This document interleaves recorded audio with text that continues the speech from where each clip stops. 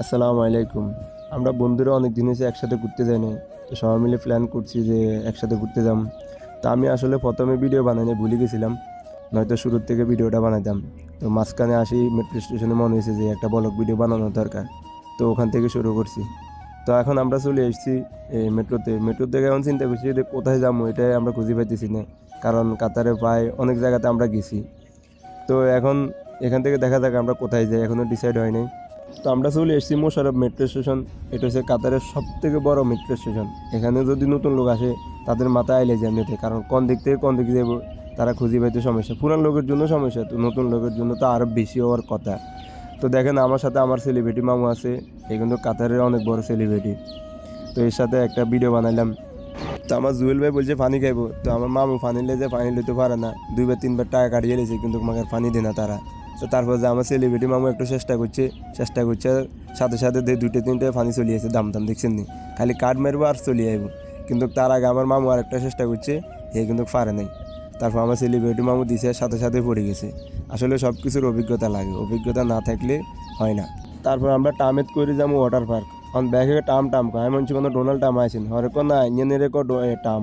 তারপর আছে যাক, আমরা টাম কিন্তু ওয়াটার পার্কে যাই না। তারপর আমরা একটা ট্যাক্সি নিছি, ট্যাক্সি নিয়ে তারপর যে ওয়াটার পার্কে আইছি। তো এখন দেখেন এটা হচ্ছে ওয়াটার পার্কের সামনের ভিউ। এটা ভিতরে যাইলে কিন্তু 100 রিয়াল লাগে।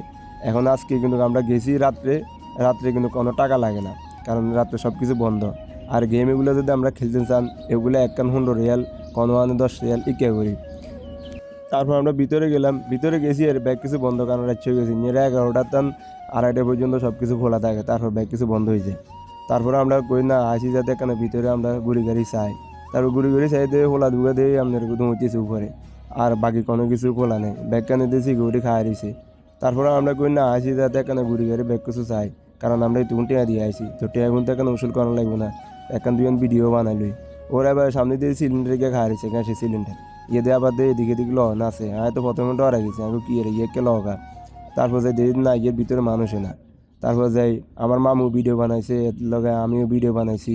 তো দেখেন আমার মামু সরম লাগে না, তো আদি দৌড়েছি ভিতরে মাইয়া আরো হলো হইলে এক কথা আছিল। অনায় 8টা ধরি নয়, খালি লগে দিয়ে খায় কোন ছবি তুলছি। ওই ইয়ে দিয়ে আবার নাচে, আপনার সরম লাগছে। আর তারপর যে আমরা চলে আইছি আরও সামনে মুই আয় দিয়ে যে ওরা দোয়ানো গেলাম বাংলাদেশে মেলার মতন অনেক দোয়ান টোয়ান আছে। আবার আদি গেলে দাদি যুগে দিয়ে বিভিন্ন ধরনের জিনিস ওগুলো এরকম রাখছে বলে এগুলো বলে ঐতিহ্য এরকম। আচ্ছা সমস্যা না, তারপর আমরা একটু গুড়ি গাড়ি চাইর, কারণ এতক্ষণ টিয়া দিয়ে আসি আমার টেগুন উসুল করানো লাগবে না।